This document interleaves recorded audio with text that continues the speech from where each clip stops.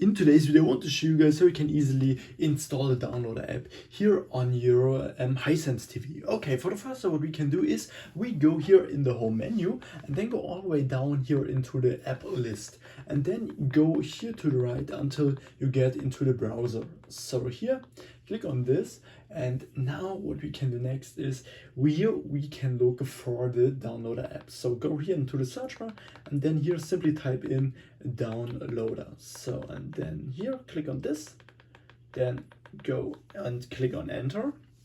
And now here we have the downloader app. So in here we have to scroll all the way down until we see like here a Google Play downloader by AF TV News. So click on this and here we can easily go on install, and then we can easily install here the downloader app. And yeah, this is all we have to do.